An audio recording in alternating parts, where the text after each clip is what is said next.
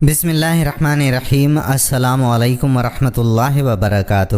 ناظرین، اللہ تعالیٰ کے پیغمبر حضرت ابراہیم علیہ السلام کے بیٹے حضرت اسماعیل علیہ السلام نے اپنی بیوی کو طلاق کیوں دی تھی؟ اگرچہ طلاق کو اسلام میں ناپسندیدہ عمل قرار دیا گیا ہے، پھر اللہ کے نبی نے اپنے بیٹے کو طلاق دینے کا حکم کیوں دیا اور اس میں کیا مصلحت تھی اور وہ واقعہ کیا ہوا تھا، یہ آج آپ کو ہم بتائیں گے۔ لیکن آگے بڑھنے سے پہلے آپ سے التماس یہ کہ ویڈیو کو آخر تک ضرور دیکھیے اور دوسرے لوگوں کے ساتھ اسے شیئر بھی کیجیے۔ ناظرین، حضرت ابراہیم علیہ السلام اپنے بیٹے اور زوجہ کو مکۃ المکرمہ میں چھوڑ کر چلے گئے تھے۔ اس وقت وہ ایسی وادی تھی جہاں سبزہ کا کوئی نام و نشان دور دور تک نہیں تھا۔ حضرت اسماعیل علیہ السلام جب جوان ہوئے تو ان کا نکاح قبیلہ بنو جرم کی ایک لڑکی سے ہوا تھا۔ حضرت اسماعیل علیہ السلام شکار کرنے جاتے تھے اور جو کچھ ملتا اسی سے گزر بسر ہوتا تھا۔ شکار ایسی ہوائی روزی تھی کہ شکار مل جاتا تو گزر بسر ہو جاتا اور اگر نہ ملتا تو کچھ نہ ہوتا۔ ایک مرتبہ حضرت اسماعیل علیہ السلام شکار کو گئے ہوئے تھے کہ ان کے پیچھے ان کے والد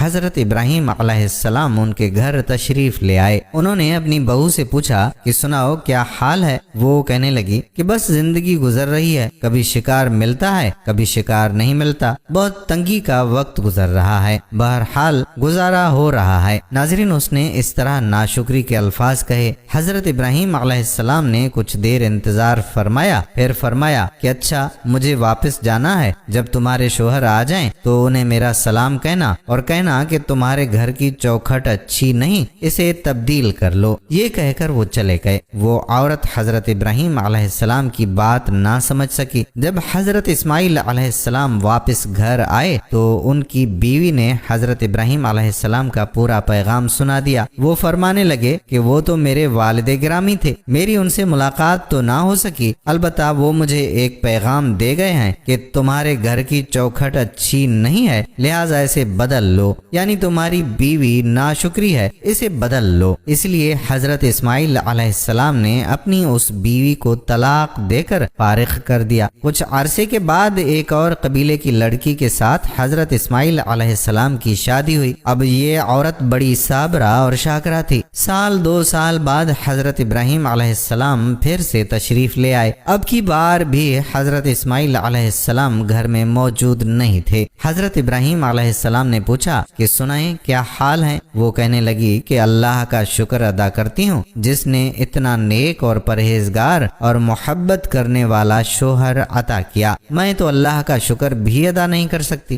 حضرت ابراہیم علیہ السلام نے پوچھا کہ کھانا پینا کیسا ہے؟ وہ کہنے لگی کہ رزق تو اللہ کے ہاتھ میں ہے، جو ملتا ہے ہم کھا لیتے ہیں اور اللہ کا شکر ادا کرتے ہیں، اور اگر نہ ملے تو صبر کر لیتے ہیں۔ جب اس نے صبر و شکر کی اچھی اچھی باتیں کی تو اللہ کے نبی حضرت ابراہیم علیہ السلام کا دل خوش ہو گیا۔ فرمانے لگے کہ اچھا اب میں چلتا ہوں، تم اپنے شوہر کو میری طرف سے میرا سلام کہنا اور کہنا کہ تمہارے گھر کی چوکھٹ بڑی اچھی ہے، لہذا تم اس کی حفاظت کرنا۔ ناظرین، یہ کہہ کر حضرت ابراہیم علیہ السلام واپس چلے گئے۔ جب حضرت اسماعیل علیہ السلام نے پیغام سنا تو بڑے خوش ہوئے اور فرمایا کہ وہ میرے والد تھے اور پیغام دے گئے ہیں کہ تم ایک اچھی بیوی ہو، مجھے تمہاری قدر کرنی چاہیے اور تمہیں زندگی بھر اپنے ساتھ رکھنا ہے۔ ناظرین، یہ حضرت اسماعیل علیہ السلام کی وہ بیوی تھی جو حضرت اسماعیل علیہ السلام سے حاملہ ہوئی اور ان کی نسل اسی عورت سے آگے چلی۔ یہ واقعہ بہت سی کتابوں میں لکھا ہے، لیکن سوال یہ ہے کہ اس کے پیچھے کیا حکمت تھی، کیونکہ اللہ تعالیٰ کو طلاق سخت ناپسند ہے، لیکن پھر بھی حضرت ابراہیم علیہ السلام نے اپنے بیٹے کو طلاق دینے کا حکم کیوں دیا؟ اس میں بہت سارے محدثین نے لکھا ہے کہ اس عورت کا دنیا کی عیش و عشرت کو پسند کرنا، ناشکری کرنا اور شوہر سے وفادار نہ ہونا اس کی باتوں سے ثابت ہو گیا تھا، اس لیے کہ نیک بیوی اپنے خاوند کی عزت اور سفید پوشی کا بھرم رکھتی ہے، کسی کے سامنے اپنی تنگی کا شور نہیں مچاتی، جو کہ ایک بری بیوی کی خصلت ہے، جو کہ نبی کے خاندان کے شایع نشان نہ تھا۔ اس وجہ سے انہوں نے اپنے بیٹے کو طلاق دینے کا حکم فرمایا تھا۔ رہا یہ سوال کہ طلاق اللہ تعالیٰ کو سخت ناپسند ہے، اس کے باوجود طلاق کیوں دی؟ تو اس کا جواب یہ ہے کہ ناپسند ہونے کے باوجود اس کو حرام نہیں قرار دیا گیا۔ گیا بلکہ کسی مصلحت کے تحت طلاق دینے کی اجازت بھی دے رکھی ہے۔ اس کا قرآن مجید میں تفصیل سے ذکر ہے۔ اللہ تبارک و تعالی ہم سب کو بھی نیک اور صالح بیویاں یا شوہر نصیب فرمائے، آمین یا رب العالمین۔